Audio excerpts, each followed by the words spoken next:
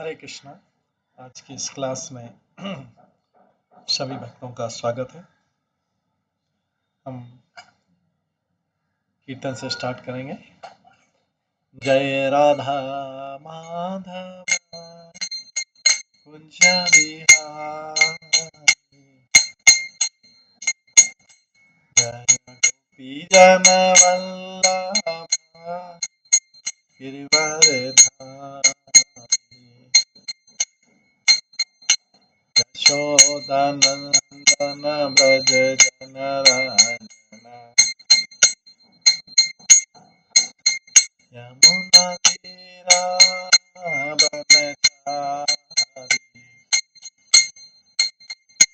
जय राधा माधव कुंज बिहारी।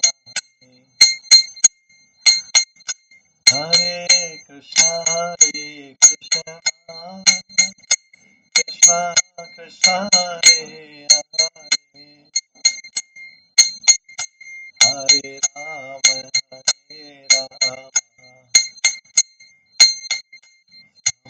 राम हरे हरे, हरे कृष्णा कृष्णा कृष्णा हरे हरे, हरे राम राम हरे हरे, कृष्ण हरे कृष्ण कृष्ण कृष्ण हरे हरे, हरे राम राम राम हरे हरे, हरे कृष्ण कृष्ण कृष्ण हरे हरे, हरे राम राम राम हरे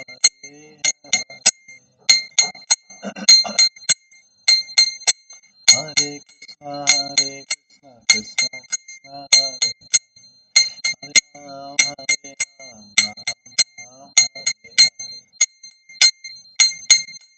हरे, हरे कृष्ण कृष्ण कृष्ण हरे हरे, राम राम हरे हरे, हरे कृष्ण कृष्ण कृष्ण हरे हरे, हरे राम राम राम हरे हरे, हरे कृष्ण कृष्ण कृष्ण हरे हरे, हरे राम राम हरे कृष्ण कृष्ण कृष्ण हरे हरे, हरे राम राम हरे, जय राधा गोविंद राधा गोविंद हरे, जय राधा माधव राधा माधव राधे, जय गौरनिताय जय गौरनिताय गौरनिताय जय गौरनिताय, जय जय प्रभुपाद प्रभुपाद प्रभुपाद, जय जय जय गौर हरि गौर हरि गौर हरि गौर।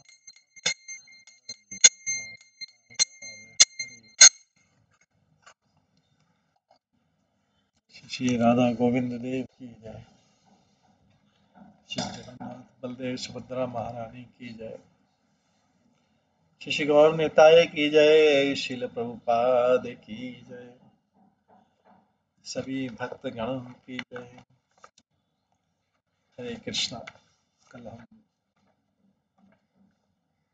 श्री भक्ति विनोद ठाकुर द्वारा रचित भजन रहस्य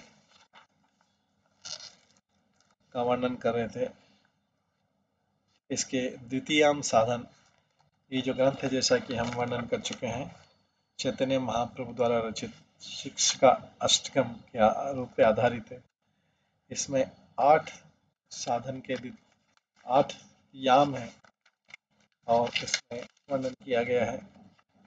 ये 8 याम महाप्रभु के 8 श्लोकों पर आधारित है। कल हम श्रवण कर रहे थे द्वितीय याम साधन का, इसी के ऊपर श्लोक है और इसी के ऊपर इसमें अलग अलग ग्रंथों से लिखे गए। तो अभी हम दूसरा अध्याय पढ़ रहे हैं जिसमें नाम की महिमा का वर्णन है। हमने कल श्रवण किया था, अतः श्री कृष्ण नाम आदि न भवेद ग्राहम इंद्रिय सेवान्मुखी जीवादो इंद्रिय जीवादो स्वयं स्फुर्य।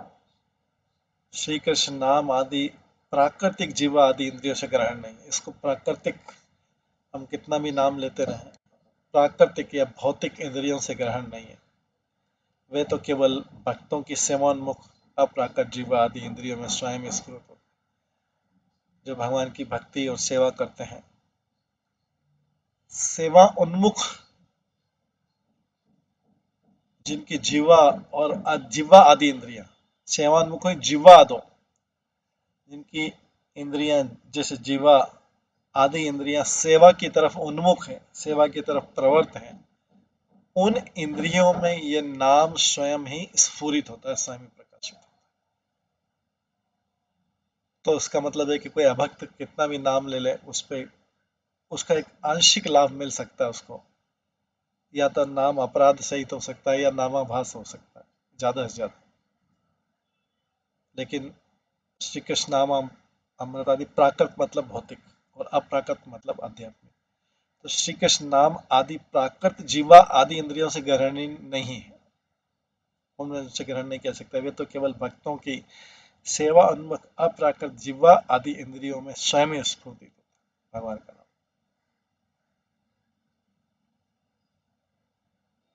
भक्ति विनोद ठाकुर अपनी भजन रस व्याख्या में श्लोक में बारे में लिखते हैं कि भागवत स्वरूप भगवत नाम ग्रहण करने में प्रवृत्त होना ही सेवा उन्मुख प्रवृत्ति। जो जीवा आदि इंद्रियां नाम सेवा के लिए उन्मुख होती हैं, उत्साहित होती हैं, प्रवृत्त होती हैं, अर्थात ग्रहण करने के लिए प्रवृत्त होती है, नाम उन जीवा आदि इंद्रियों पर स्वयं में आविर्भावित होकर नृत्य करने लगते हैं। उदाहरण के लिए जब भरत महाराज मृग शरीर छोड़ने लगे तथा गजेंद्र भी जब जल में डूबने लगा, तब दोनों पशु होते हुए भी भगवान नाम उनकी जीवा पर स्वयं आविर्भूत हुआ।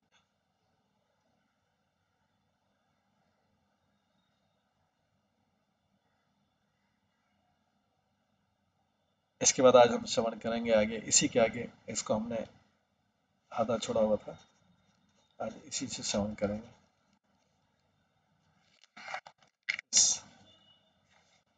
दूसरे द्वितीयाम साधन दूसरे अध्याय से इसके आगे का श्रवण करेंगे, जो कि चैतन्य महाप्रभु के दूसरे श्लोक पर आधारित है। नाम नाम अकारी बहुधा निज सर्वशक्ति। इसी में हमने 10 नाम अपराध भी पढ़े।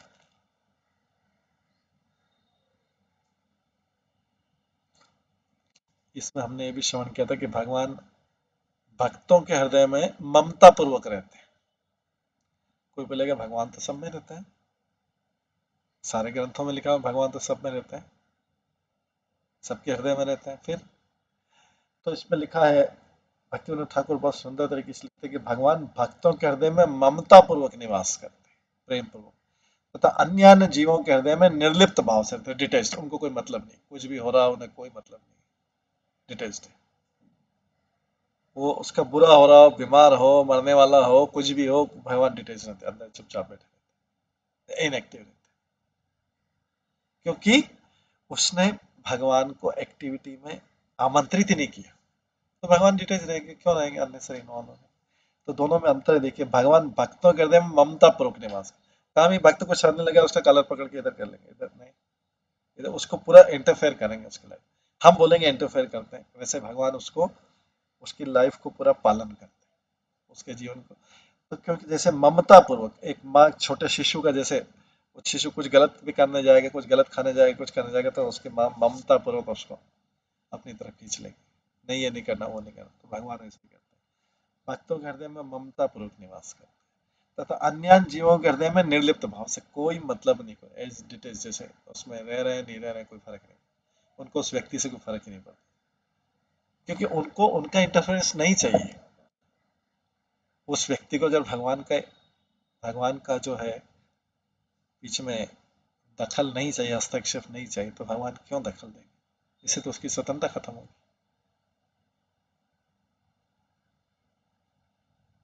जीव भी बोलता है कि जीव बोलने की स्थिति में, जब वो शिशु रहता है जीव, तो अभी अपनी माँ से नहीं बोलता है मेरे को दखल मत दो, मेरे माँ से इंटरफेयर मत कर, मैं ये कर रहा हूँ, मैं कर, जो कुछ भी खाने दो मेरे को। अगर 5-6 महीने का बालक ऐसा बोलेंगे मेरे को स्वतंत्रता, तो मेरे को कुछ नहीं चाहिए, मेरे को मैं जो करूंगा वो करूंगा, तो क्या उसके माता पिता अलाउ करेंगे उसको? कितना भी करे, 3-6 महीने का बच्चा हो, कैसे करे? हर चीज में हस्तक्षेप करेंगे, हर चीज में हस्तक्षेप करेंगे। बस उसको छोटे से घेरे में खेलने देंगे, कहीं इधर उधर भी नहीं जाने देंगे, बस छोटे छोटे रूम के अंदर दिखता रहे, ऐसा। लेकिन वो जब वही बड़ा हो जाएगा, वही सेम आत्मा है, जब स्वतंत्र हो जाएगा, भगवान से बोलेगा सबसे, मेरे मेरे लाइफ में कोई इंटरफेयर नहीं होगा। सेम आत्मा है, खाली शरीर बड़ा बड़ा बड़ा बड़ा बड़ा हो रहा है, सेम आत्मा। तो ममता पूर्वक भक्तों के हृदय में निवासी परम स्वतंत्र भगवान की वशीभूतता है। भगवान अगर किसी के हृदय में ममता पूर्वक निवास करें, इसका मतलब वो उस व्यक्ति के वशीभूत हो गए, प्रेम के कारण वहां पे निवास कर रहे हैं। उनको चिंता है, उनको चिंता है, तो इसलिए वो प्रेम के कारण निवास कर रहे हैं। जिन भगवान को चिंता नहीं है, जैसे अगर कोई व्यक्ति किसी के प्रति उदासीन हो जाए तो ठीक है, जो भी करो कोई मतलब नहीं, लेकिन भगवान जहाँ पे इंटरफेयर कर, अच्छा भी इंटरफेरेंस हो सकता है, बुरा भी हो सकता है। जैसे अगर कोई पेरेंट्स से बालक के उसमें करते हैं, तो बालक, अगर पेरेंट्स बालक से डिटैच्ड हो जाए, ये मेरे को कुछ मतलब नहीं, कुछ भी, वो स्थिति तो वर्स्ट स्थिति। लेकिन अगर इंटरफेरेंस, चाहे पॉजिटिव नेगेटिव जैसा भी हो, प्लस माइनस होना, अगर कर रहे हैं, तो इसका मतलब वो उसके प्रेम के वशीभूत हैं, वो फिर भी उससे प्रेम करते हैं। ऐसे ही ममता पूर्वक भक्तों के हृदय में निवासी परम स्वतंत्र भगवान के वशीभूत है, क्योंकि भगवान चाहते हैं कि बैठे रहे और करते रहे, कभी खराब भी लगेगा, अच्छा बुरा भी लगेगा, लेकिन वशीभूत। भगवान प्रेमी भक्तों की प्रेमा भक्ति से उनके द्वारा बंदी बना लिए जाते।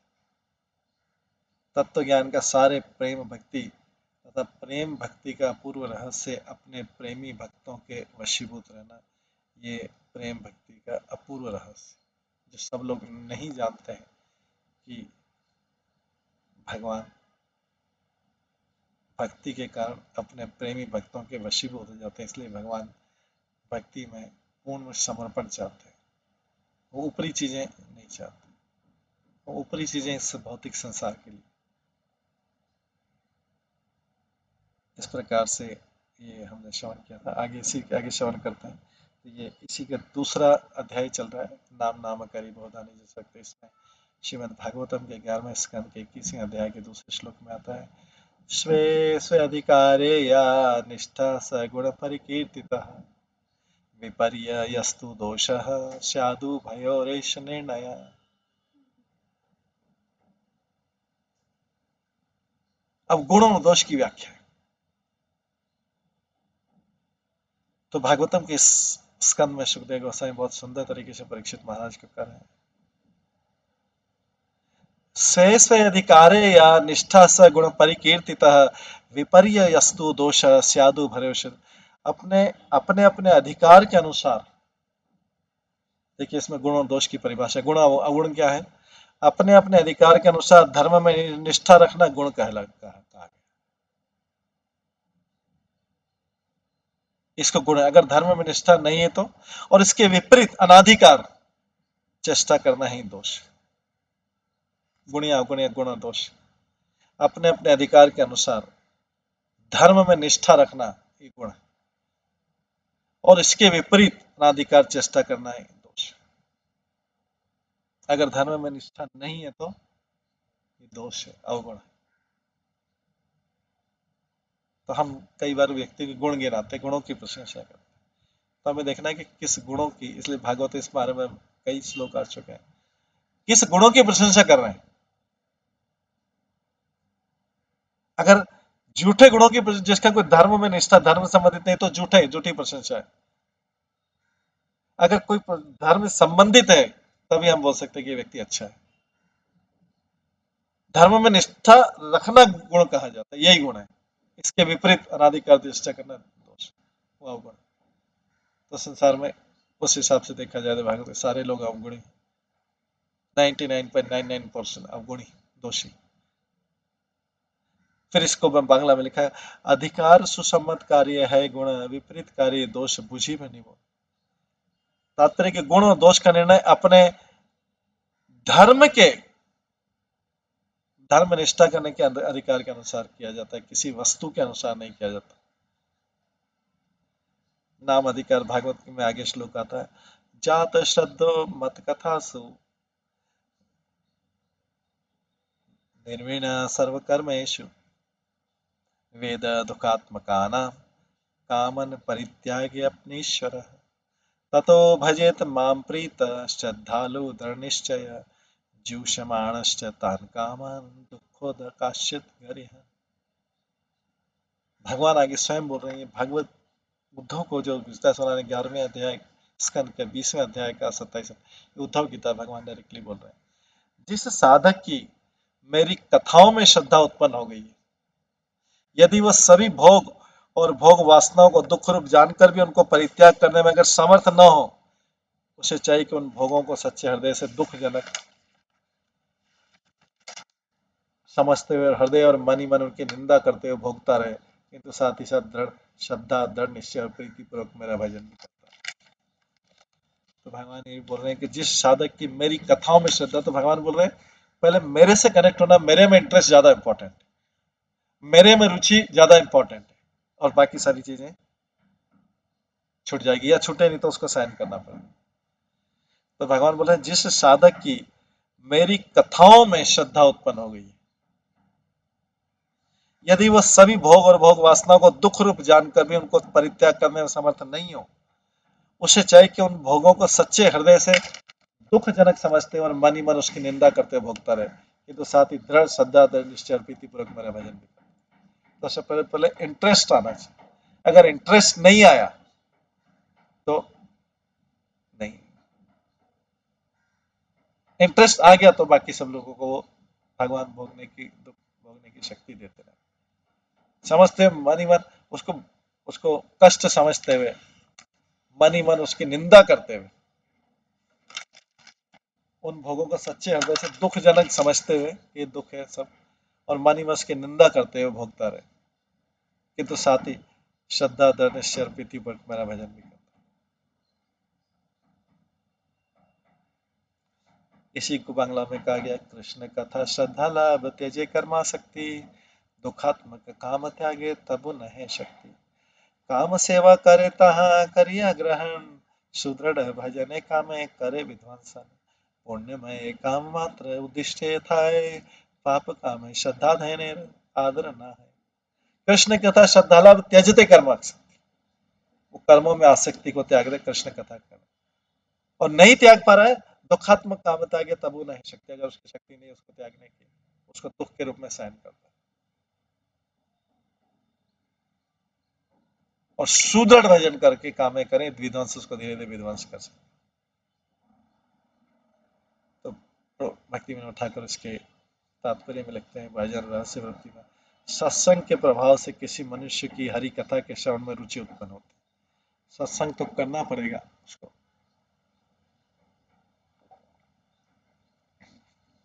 तब जाके रुचि उत्पन्न होगी। जैसे हर देश का अपना अपना एक भोजन है। इंडिया में रोटी दाल चावल सब्जी, ये इटली में पिज्जा पास्ता, फ्रांस में अलग हो सकता है, अमेरिका में अलग हो सकता है, फूड हो सकता है। तो जब वो फूड खाते हैं तो धीरे धीरे धीरे धीरे उनका रुचि वो उनका फूड हो जाता है। उसी में आ सकते हैं, उनको वो चीज नहीं मिलेगी चाहे वो रोज रोज खा रहे हो सेम ब्रेड या वो पिज्जा खा रहे हो, क्योंकि उसमें उनकी रुचि उत्पन्न हो गया करते करते, तो पहले उसको खाना पड़ेगा। जिस भी चीज में रुचि उत्पन्न करना है, अगर कोई बालक देखा जाता है कि ज्यादा आधुनिक बालक वो शुरू से ही रोटी का नहीं खाएगा, अगर चपाती नहीं खाएगा तो शुरू से उसकी रुचि ही नहीं रहेगी उसमें, फिर वो आगे तक भी नहीं खाता, वो फिर जो खाता है उसी में उसकी रुचि रहती है, जो चीज ज्यादा खाता है। तो जिसका जिसका देश का जो भोजन होता है उसमें उसकी रुचि, ऐसा नहीं कह सकता कि इटली वाले बहुत लग्जरी में क्योंकि वो पिज्जा खाते हैं बहुत लग्जरी, उनको बेसिक बचपन से वही खाया हो। इंडिया वालों ने दाल रोटी चावल खाया हो, उनको उस रुचि का भोजन अगर कुछ दिनों तक नहीं मिले तो उनको, तो उसमें रुचि उत्पन्न हो गई करते करते, उसमें रुचि उत्पन्न, अब उनको बोरिंग नहीं लगता कि क्या रोज रोज, ठीक है बीच में एक दो बार ब्रेक कर ले, लेकिन उनको बेसिकली वापस वही चाहिए। तो इसलिए बोला कि सत्संग के प्रभाव से किसी मनुष्य की हरि कथा के श्रवण में रुचि, अगर कोई श्रवण ही नहीं करेगा तो रुचि कैसे उत्पन्न होगी? वो उस चीज से दूर भागता रहा, दूर भागता रहा, दूर भागता रहा, पूरे जीवन में दूर भागता रहा, अवॉइड करता रहा, अवॉइड करता रहा, avoid करता रहा। तो रुचि कहाँ से उस, और जब रुचि उत्पन्न हो गई तो उस समय उसे दूसरा कोई भी काम अच्छा नहीं लगता। जैसे किसी को अगर रोटी चपाती राइस खाना है, जैसे हम बंगाल में सब राइस का करते, कि राइस, अगर राइस नहीं मिलेगा तो दूसरी कोई सोची ठीक है एक दो और आइटम मिल गए, बट वो रुचि नहीं आएगा, वो खाने का सेटिस्फेक्शन नहीं मिलेगा, संतुष्ट नहीं मिलेगा जब तक राइस नहीं मिले। ये नहीं बोल सकते कि रोज रोज राइस से बोर हो गए, एक आध बार इधर उधर कर लेगा प्लस माइनस, दूसरे टाइम पे कुछ खा लेगा बोर हो, लेकिन उसको राइस दिन में एक बार चाहिए। तो ये बोरिंग नहीं काम है, उसमें रुचि उत्पन्न हो गई। बोरिंग तो ये है कि दूसरे कोई चीज खा ले।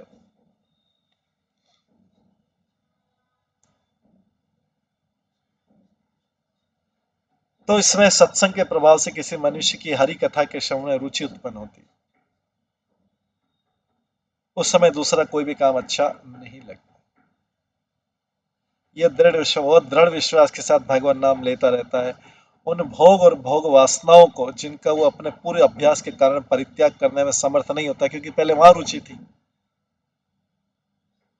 लंबे समय तक वहां रुचि थी, तो भोग और भोग वासनाओं को जिनका वो पूरे अभ्यास के कारण परित्याग करने में समर्थ नहीं रहता, मन ही मन निंदा करते हुए भोगता रहता, उसकी निंदा भी करता भोगता रहता, लेकिन उसकी रुचि किसमें है? उसकी रुचि किसमें है? भगवान नाम या सत्संग। जैसे कोई भक्त होता है तो कहीं बड़ी पार्टी में भी गया, मैरिज में बहुत सारे आइटम, हजार सैकड़ों आइटम, ये वो गिनती नहीं, क्योंकि बड़ी बड़ी मैरिज में हो सकता है 100 से ज्यादा आइटम, ठीक है, तो रुचि नहीं है उसका नहीं, लेकिन फिर भी मन ही मन निंदा करते हो वो फिर भी चलाता है कि जाना है।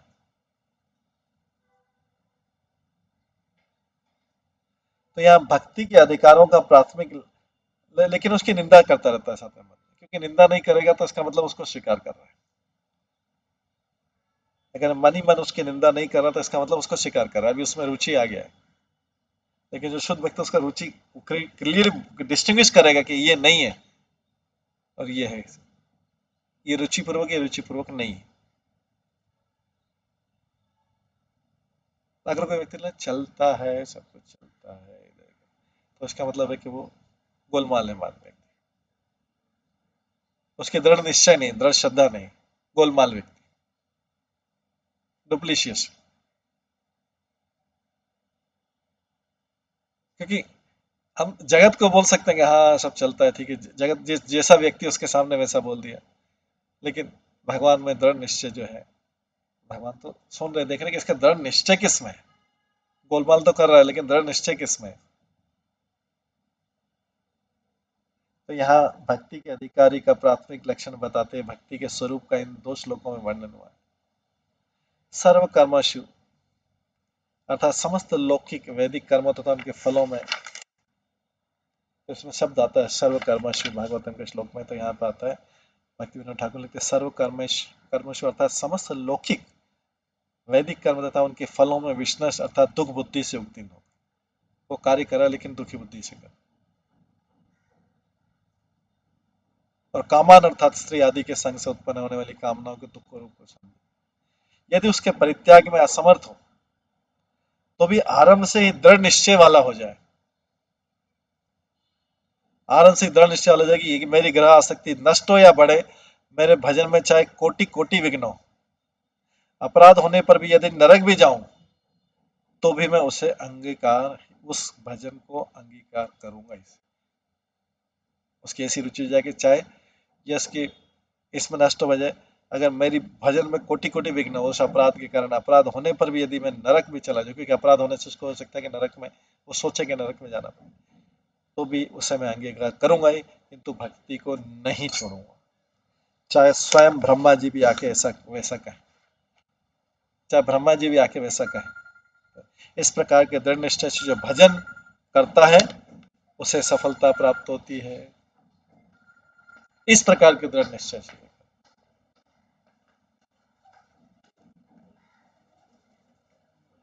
उसी सफलता प्राप्त होती है। कलत्र पुत्र आदि के संग से उत्पन्न होने वाली दुखद कामनाओं की निंदा करते हुए सेवन करे, किंतु भक्ति का परित्याग न करे। धीरे धीरे श्रवण कीर्तन आदि से भोग वासनाएं क्षीण हो जाती है तथा भक्ति की प्राप्ति होती है।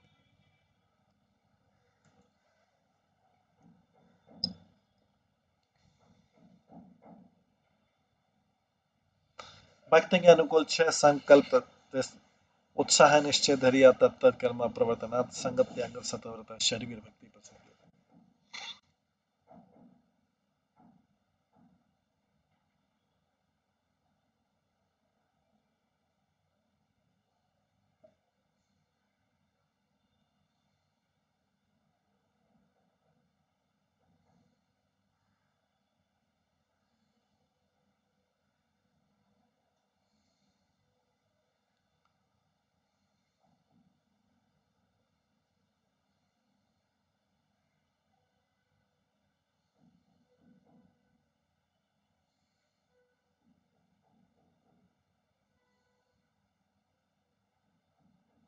भक्ति वर्धक नियम में उत्साह रखना, शास्त्र एवं शास्त्र अनुकूल श्री गुरुदेव के वचनों में दृढ़ विश्वास रखना, अनेक विघ्न बाधा होने पर भी अथवा अभिष्ट सिद्धि में विलंब न पर भी भक्ति के साधनों में धैर्य रखना, श्रवण कीर्तन आदि भक्ति के अंगों का पालन तथा कृष्ण प्रीति के लिए अपने भोग विलास का वर्णन करना, भक्ति विरोधी अवैध स्त्री संग, योषित संगी का संग, मायावादी निरुपवादी धर्मध्वजी लोगों का संग छोड़ देना, भक्तों का सदाचार उनके जैसा वृत्ति ग्रहण करना, इन छह प्रकार के साधनों से भक्ति की सिद्धि।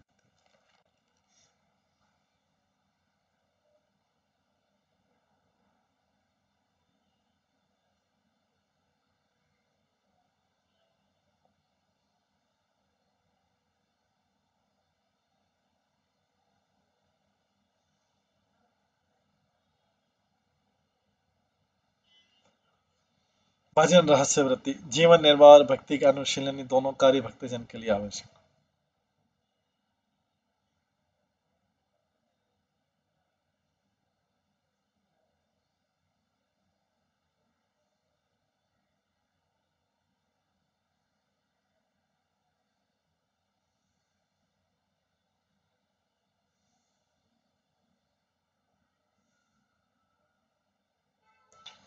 जीवन निर्वाह और भक्ति का अनुशीलन ये दोनों ही कार्य भक्त के लिए आवश्यक है।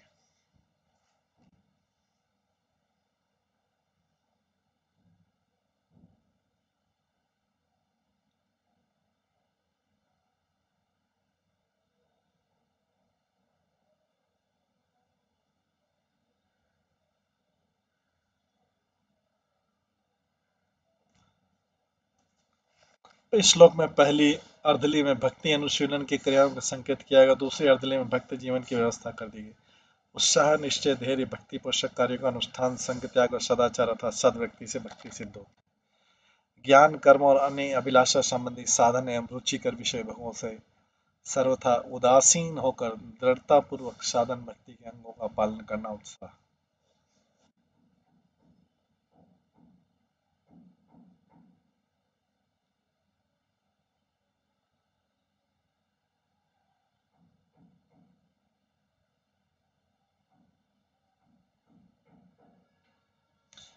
भगवत भक्ति के लिए ही जीवों के एकमात्र पुरुषार्थ ऐसा दृढ़ निश्चय विश्वासी निश्चय कर्म ज्ञान आदि मार्गों में भटकने से चित्त चंचल होता है और उनके साधन से केवल क्लेश मात्र ही हाथ लगता है।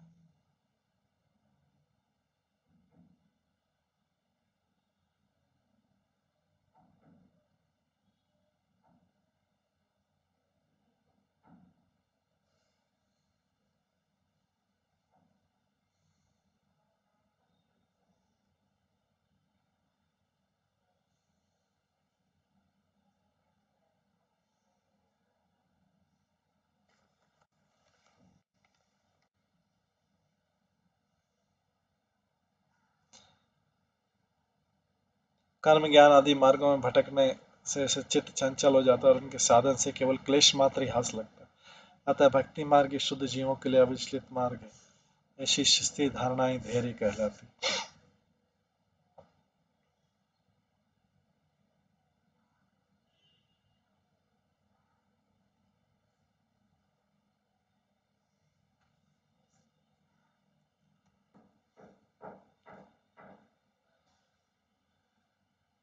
इस प्रकार से भक्ति मार्ग के प्रति श्री हरिदास ठाकुर की यह अटल प्रतिज्ञा है कि भले ही मेरे शरीर को खंड खंड कर दिया जाए, भले ही मेरे प्राण निकल जाए, किंतु मैं हरि नाम का कीर्तन कभी नहीं छोड़ सकता। ये भक्ति राज्य में आदर्श। खंड खंड है देह जहाँ यदि प्राण, तब आमी वदन न छड़ी। हरि नाम। खंड खंड है देह जहाँ जाए यदि प्राण, तब आमी वदन न छड़ी। हरि नाम। ऐसी दृढ़ता के साथ हरि कथा का श्रवण, भगवान नाम का कीर्तन, उनके नाम रूप और लीलाओं का चिंतन आदि भक्ति के अंगों का अनुशीलन तत्त कर्म प्रवर्तनात् है।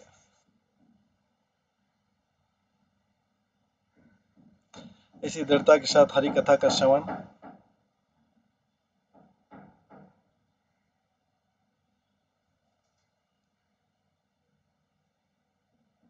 भगवान नाम का कीर्तन, उनके नाम रूप और लीला कथाओं का चिंतन आदि भक्तों के अंगों का अनुशीलन तत्त कर्म प्रवर्तन।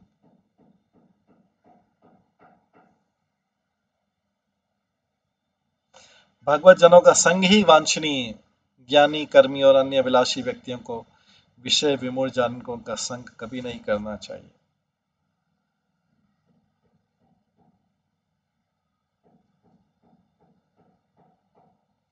भगवत भाव रहित कर्म, ज्ञान और अष्टांग योग आदि पथ भक्ति पथ के सोपान नहीं है।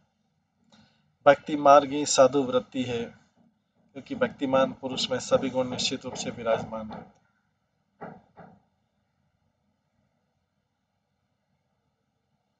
भक्ति मार्ग ही साधु वृत्ति है, क्योंकि भक्तिमान पुरुष में सभी गुण निश्चित रूप से विराजमान रहते। कृष्ण सेवा में उत्साह, सेवा विषय में निश्चयता, कृष्ण सेवा में स्थिरता, कृष्ण सेवा के लिए अखिल चेष्टा परायण होना, कृष्ण भक्तों के अतिरिक्त दूसरे लोगों का संग त्याग करना और कृष्ण भक्त का अनुगमन, 6 प्रकार के साधनों से भक्ति की वृद्धि होती।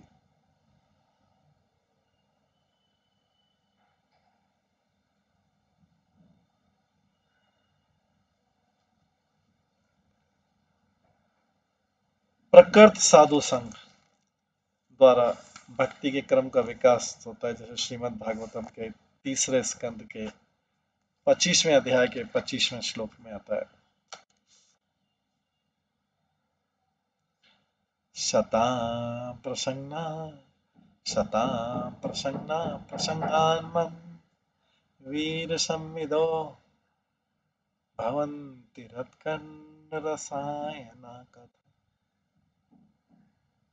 शतां प्रसंगान् मम वीर संविदो भवन्ति रत्कर्ण रसायना कथा।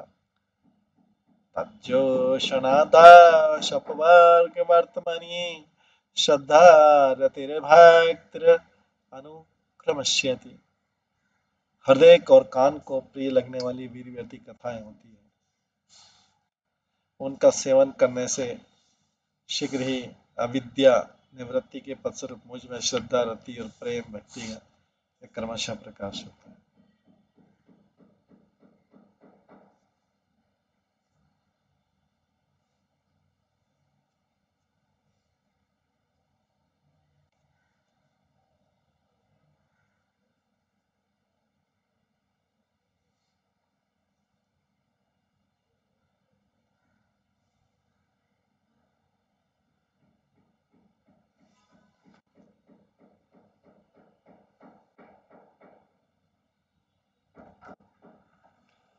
तो इस प्रकार से इसी का बंगाली में है, साधु संगे है कृष्ण कथा रसायन, ताहे श्रद्धा रति भक्ति क्रमे उन्दी पर।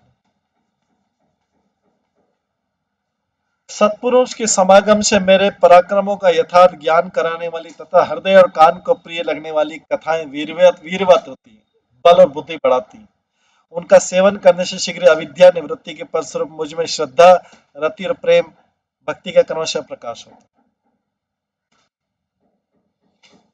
भजन रसित में भक्ति विनोद ठाकुर लिखते हैं, संसार में भ्रमण करते करते जीव को सौभाग्यवश भक्ति पर सुकृति होती है कि किसी भक्त के संग में आ जाता है। संसार में कई जन्मों तक भ्रमण करते करते सौभाग्यवश भक्ति पर सुकृति हो जाती। यही भक्ति पर सुकृति अनेक जन्मों में एकत्रित एवं सच्चित होकर, ये सुकृति अनेक जन्मों की सुकृति एकत्रित होकर, एक ही सुकृति नहीं अनेक जन्मों की सुकृति, ऐसा छोटा छोटा बेनिफिट इकट्ठा होकर अनन्य भक्ति के प्रति श्रद्धा उत्पन्न करती। श्रद्धा होने पर शुद्ध भक्त सच्चे संतों का संग प्राप्त करने के लिए लालसा उत्पन्न होती है। सत्संग से साधन और भजन क्रमशः होने लगते हैं। अनर्थ दूर होने पर वही श्रद्धा निर्मल होकर निष्ठा के रूप में बदल जाती है। निष्ठा भी क्रमशः निर्मल होकर रुचि हो पड़ती है। रुचि मार्ग के भक्ति के सौंदर्य से अधिक दृढ़ होने पर आसक्ति के रूप में बदल जाती है। यही आसक्ति क्रमशः पूर्णता लाभ होने पर भाव या रति होती है। रति सामग्री के साथ मिलकर रस को हो पड़ता है। यही प्रेम उत्पत्ति का क्रम का विकास।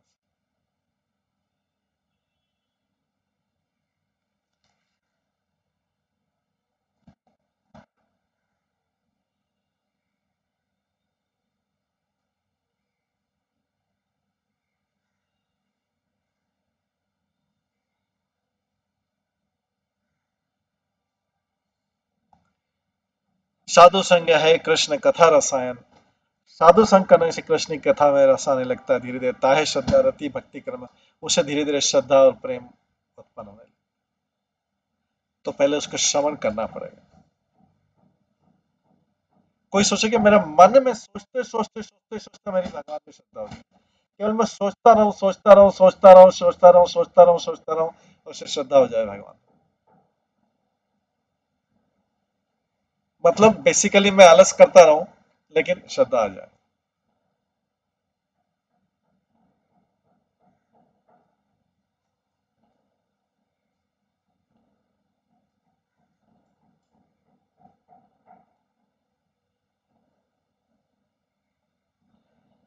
तो भजन रस प्रवृत्ति में भक्ति विनोद ठाकुर लिखते हैं कि एक जो है सत्संग से साधारण भजन क्रमश होने लगता है। अनर्थ दूर होने पर वही श्रद्धा निर्मल होकर निष्ठा के रूप में बदल जाती है। वही श्रद्धा अर्थ निवृत्ति होने पर निष्ठा में क्रमशः निर्मल होकर रुचि हो पड़ती है।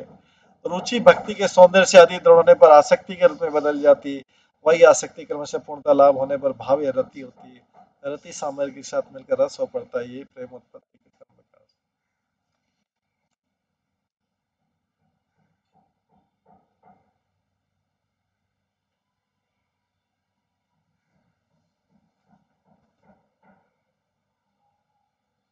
मध्यम भक्ति की तीन प्रकार के वैष्णव की सेवा, जैसे उपदेशामृत पंचम श्लोक कहते हैं। मध्यम भक्ति की तीन प्रकार के मध्यम भक्ति की तीन प्रकार की वैष्णव की सेवा। कृष्णेति यस्य गिरितं मनसाद्रियेता, दीक्षास्ति चेत प्रणतिभिश्च भजन्तमीशम्, शुश्रूषया भजन विज्ञम् अनन्यन्य, निन्दादिशून्यं हृदयं शीतल संगलम्।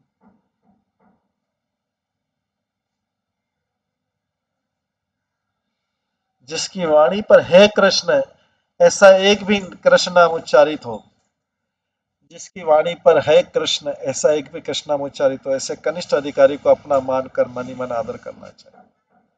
जिसने दीक्षा के तत्व को समझकर योग्य गुरुदेव से दीक्षा ग्रहण कर ली तथा वैष्णव रीति के अनुसार भजन भी करता है, ऐसे सत्सद विचार संपन्न मध्यम अधिकारी का प्रणाम आदि के द्वारा आदर करना चाहिए। और जो व्यक्ति श्रीमद् भागवतम आदि वैष्णव स्मृति के अनुसार भजन के तत्व को अच्छे प्रकार जानकर अनन्य रूप से कृष्ण का भजन करता है और श्री कृष्ण के अतिरिक्त अन्यत्र कहीं भी अभिवेश नहीं रखने के कारण दूसरों की निंदा आदि से शून्य निर्मल हृदय वाला है, ऐसे भजन विघ्न अर्थात मानव सेवा के द्वारा अष्टकाली लीला स्मरण भजन परिपाटी में अभज्ञ महाभागवत को स्वजाति अंतःकरण सुनिग्ध जनों में सर्वोत्तम संग जानकर प्रणिपात परिप्रश्न और प्रीति पूर्वक उसका सेवा और आदर करना चाहिए। इसी का बांग्ला में है, अकेतवे कृष्ण नाम जार मुख सुन। अकेतव, ये शब्द बहुत इंपॉर्टेंट। केतव मतलब होता है छल, केतव होता है छल। अकेतवे कृष्ण नाम जार मुख सुन, मने ते आदर तार कर पुनः पुनः। उसका मन से आदर करना चाहिए कनिष्ठ अधिकारी का, जिसके बिना छल के अकेतवे कृष्ण नाम जार मुख सुन, जिसके मुख से ऐसा सुनाई दे कृष्ण नाम, जो अकेतव हो, बिना छल कपट वाला। मने ते आदर तारे करे पुनः पुनः, उसका पुनः पुनः मन से आदर करना चाहिए। आगे, भक्ति संप्रदाय लभी जय कृष्ण भजे, आदर कर पड़ी तार पद रजे। जिसने भक्ति संप्रदाय मतलब दीक्षा ले लिए, संप्रदाय अपना लिया और हमेशा कृष्ण का भजन कर रहा है, उसका आदर करके उसके पाँव को तार पद रजे, उसके पदों की धूली लेना चाहिए। सो ये पर बुद्धि शून्य अन्य ने भजन, जहाँ रते सेवा करे अनुक्षण। जिसने भजन के अलावा दूसरी चीजों में बुद्धि लगाना बंद कर दिया, स्वीय पर बुद्धि, जिसने भजन के अलावा दूसरी चीजों में बुद्धि लगाना बंद कर दिया है और अनन्य रूप से भगवान का भजन कर रहा है, जहां रहता है सेवा करे अनुक्षण, उसकी जहां तहां मिले उसकी सेवा करनी चाहिए। ये तीनों अधिकारियों को बता, कनिष्ठ अधिकारी, मध्यम अधिकारी, उच्चम अधिकारी। तो भजन रसवती में भक्ति विनोद ठाकुर लिखते हैं, महाभागवत सर्वति कृष्ण संबंध दर्शन के कारण समदर्शी होते हैं। वे मध्यम अधिकारी की भांति कृष्ण भजन परायण होते हैं और कनिष्ठ अधिकारी की भांति श्री नाम परायण होते हैं। मध्यम अधिकारी श्री कृष्ण के प्रति प्रेम, त्रिविध भक्तों के प्रति शुश्रूषा, प्रणाम और मानसिक आदर, बद्ध जीवों को कृष्ण उन्मुख करने के लिए सदा प्रयत्नशील, मतलब प्रचार, बद्ध जीवों को कृष्ण उन्मुख करने के लिए सदा प्रचार, और कृष्ण द्वेषियों के प्रति उपेक्षा परायण, कृष्ण द्वेषियों की उपेक्षा करते, जो कृष्ण के शत्रु कृष्ण द्वेषी होते हैं उनकी उपेक्षा करते हैं, ये मध्यम अधिकारी।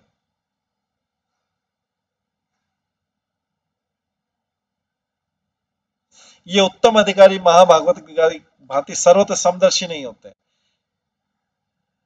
यदि वे कपटता करके महाभागवत बनकर उनका अनुकरण करेंगे तो शीघ्र पतित हो जाएंगे। कृष्ण कनिष्ठ अधिकारी श्री कृष्ण नाम को परम कल्याणकारी समझकर श्री कृष्ण नाम का आश्रय तो लेते हैं, परंतु मध्यम अधिकारी का आसन ऊंचा है और वही भविष्य में उनका प्राप्त अधिकार है, इस विषय की उन्हें उपलब्धि नहीं होती। कनिष्ठ अधिकारी कभी कभी अपने गुरु में होने का अभिमान कर आदर पतित होकर गुरु पढ़ते हैं। अतः सावधानी पूर्वक उन्हें अपने से उत्तम वैष्णव को यथायोग्य सम्मान करते हुए श्री नाम का आश्रय लेना चाहिए।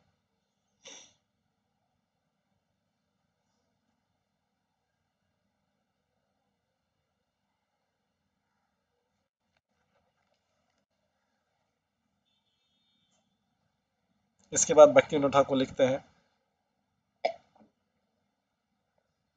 अनासक्त विषयान यथारम्पयुज्यतः निर्बंध कृष्ण संबंधे युक्तम वैराग्यमुच्यते।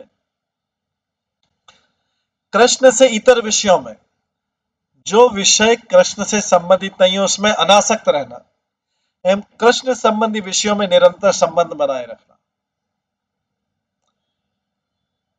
कृष्ण से इतर विषयों में, कृष्ण से नीचे विषयों में अनासक्त रहना, उसमें अपनी कोई आसक्ति नहीं लगाना एवं कृष्ण संबंधी विषयों से निरंतर संबंध रखकर सेवा अनुकूल विषयों को ग्रहण करना ही युक्त वैराग्य।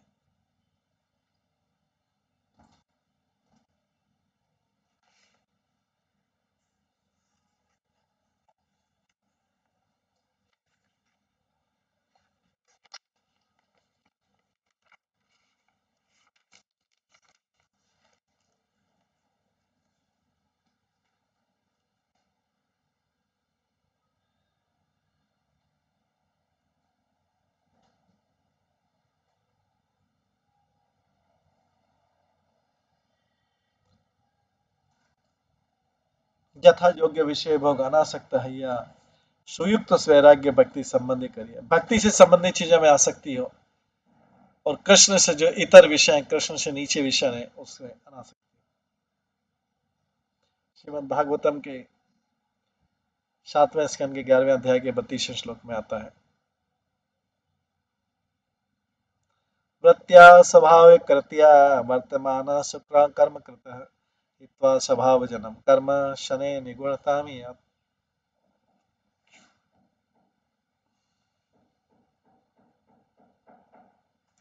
जो स्वभाव वृत्ति का आश्रय लेकर अपने स्वधर्म का पालन करता है, धीरे धीरे वह उन स्वाभाविक कर्मों से विरक्त होकर गुणातीत हो जाता है, तीनों गुणों से अतीत हो जाता है।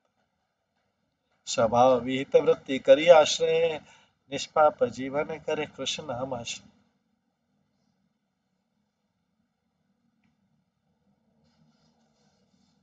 प्राण वृत्ति संतुष्टे न मुनीन्द्रेन्द्रिय प्रिय प्राणे प्राणवृत्त्येव संतुष्ये न मुनीने मुनीने रवेन्द्रिया परे ज्ञानम यथा न नश्येत नाम किरियत वाग्। मैंने शरीर की प्राणवायु से शिक्षा ग्रहण की है।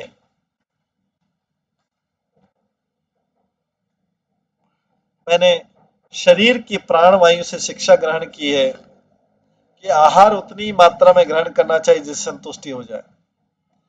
साधकों को भी केवल जीवन निर्वाह उपयोगी आहार करना चाहिए। इंद्रियों को तृप्त करने के लिए विषयों का उपभोग मत करो जिससे बुद्धि विकृत न हो जाए, कहीं मन चंचल न हो जाए, वाणी वाणी कृष्ण से इतर बातों में व्यस्त न हो जाए।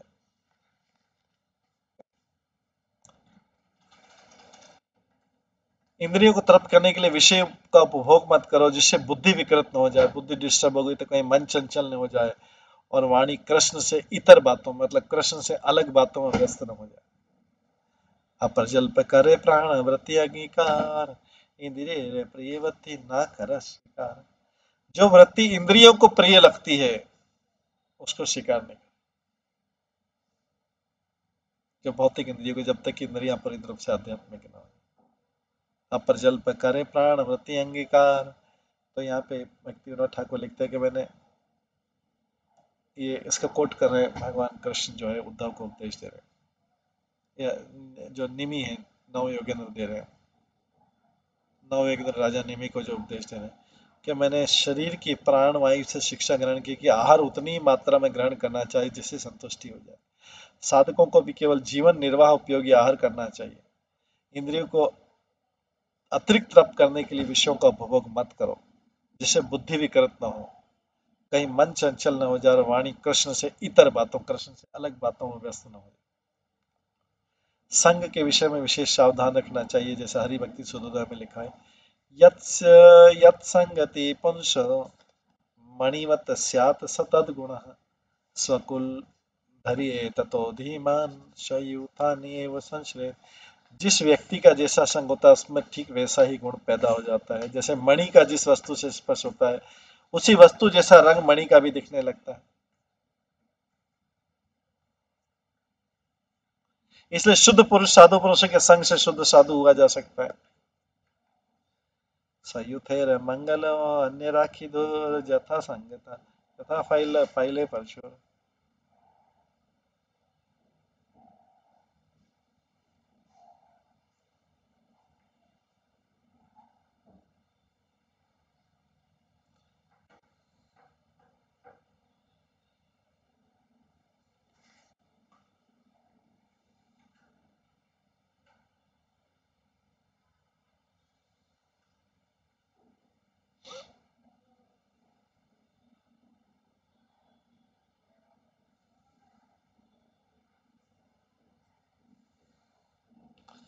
भजन रसवती साधु संग समस्त कल्याणों का मूल है।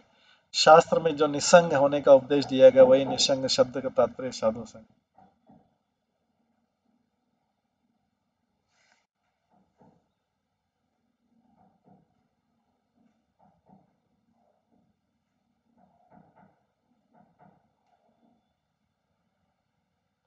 साधु संग समस्त कल्याणों का मूल है।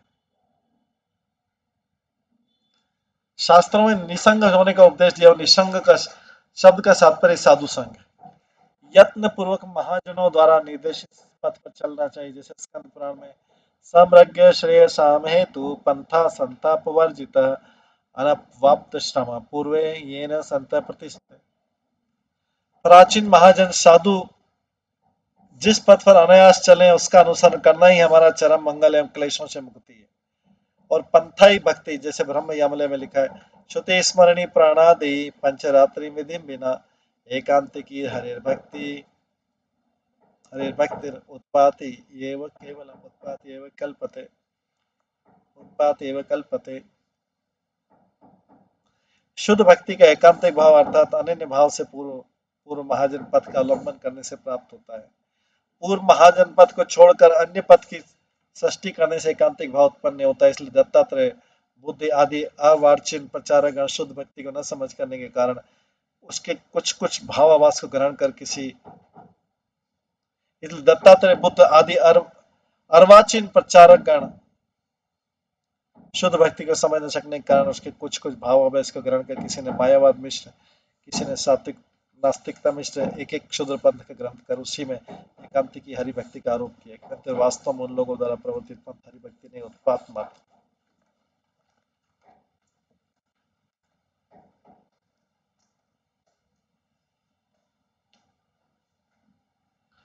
भजन रसवती राग मार्गी भजन में श्रुति स्मृति पुराण पंचरात्रि आदि विधियों की अपेक्षा नहीं रहती, वहां केवल ब्रज अनुगमन की अपेक्षा होती है।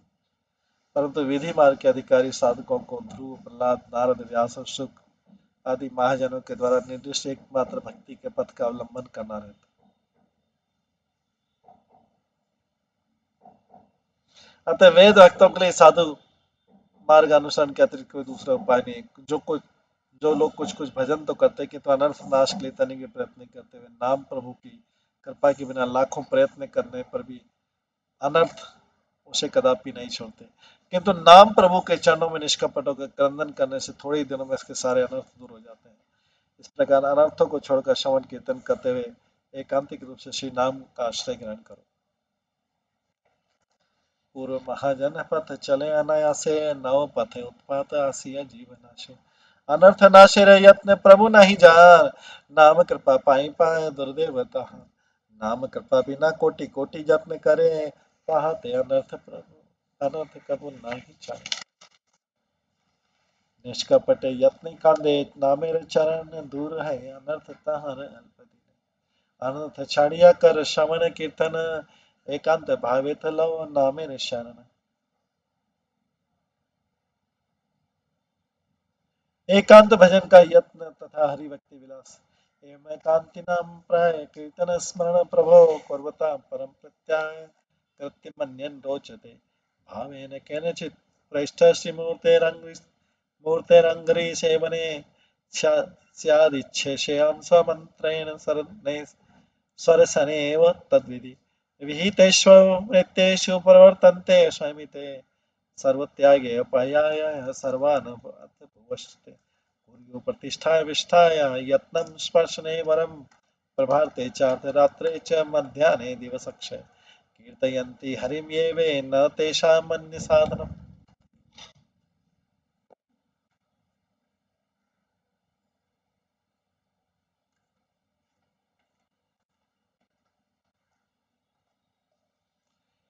इस प्रकार यदि एकांतिक भक्ति परम प्रीति के साथ प्राय अपने भावों के अनुसार प्रभु श्री कृष्ण कीर्तन स्मरण करता है एकांतिक भक्ति, तो उसकी अन्य कार्यों में रुचि नहीं रहेगी।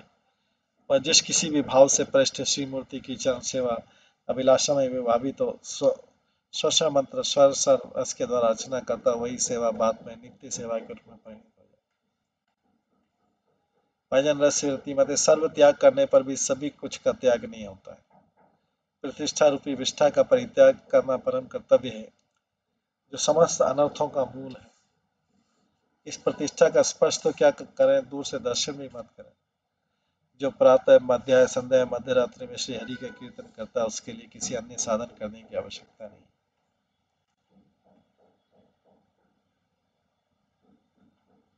एकांत भक्ति मात्र कीर्तन स्मरण अन्य पर्वे रुचि नहीं है प्रवर्तन भावेर सहित है श्री कृष्ण सेवन स्वारसी की भाव क्रम में है उद्दीपन एकांत भक्ति क्रिया मुद्रा रागोदित तथापि इसे सर्व नहीं विधि विपरीत सर्व त्याग करी ले छाड़ा सु कठिन प्रतिष्ठा सु त्यागी प्रयत्न पाए प्रवीण प्रभाते गंभीर रात्रे प्रभाते गंभीर रात्रे मध्याह्न के संध्या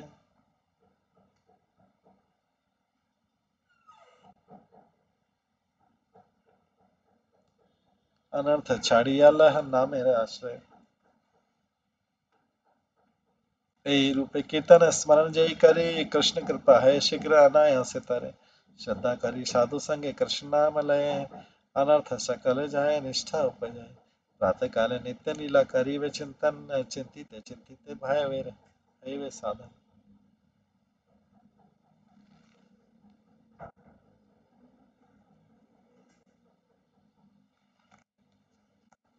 तो ये अलग अलग समय लीला है। तो जब प्रातः, मध्याह्न, सायं, मध्य रात्रि में श्री हरि का कीर्तन करता है, उसके लिए अन्य किसी साधन की आवश्यकता नहीं। इसके आगे प्रातः लीला, जैसे गोविंद लीलामृत है, तो इसका श्रवण जो है हम कल करेंगे, या इसका आखिरी अध्याय है, तो इसको कर लेते हैं। जैसे प्रातः लीला, राधा स्नान स्नात विभूषितां ब्रजपावितां सखिभिः, तद्गेहे विहितान्नपाकरचनां कृष्णवेषां नाशाम्। कृष्णं बुद्धं वाप्ते धेनुशदनं निर्वीड्यं गोदोहनं, सुस्नानकृतभोजनं सहचरैस्तथाश्रये। कुंज भंग लीला के पश्चात, ये मॉर्निंग की लीला होती है राधा कृष्ण की। क्या होता है कुंज भंग लीला, मतलब निकुंज छोड़ देते हैं अपना। राधा श्याम सुंदर अपने अपने भवनों को पधारे और अपनी अपनी शैया पे लेट गए। जावट में श्री किशोरी जी की बड़ी अनिर्वचनीय स्थिति है। वे अपने प्रियतम के विरह में जर्जरित हो रही है।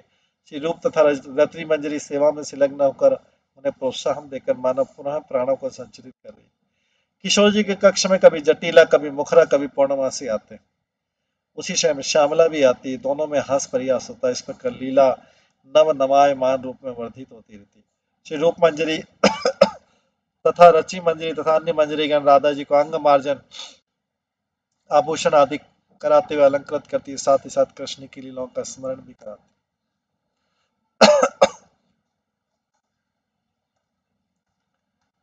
राधा स्नात विभूषित श्री यशोदा समाहूत संगी संगे तद ग्रहे गमन, तथा पाक विरचन श्री कृष्ण आवेश पाशन, श्री कृष्णावेशासन मध्य मध्य दुहार मिलन। कृष्ण नित्या परिहरि गोष्ठ गुदहन करी स्नान शान सहचर संगे। यही लीला चिंता कर नाम प्रमे गर गर प्राते भक्त जन संगे रंगे। यही लीला चिंता कर संकीर्तन, आश्चर्य पाइबे तुम्हें भावोद्दीपन।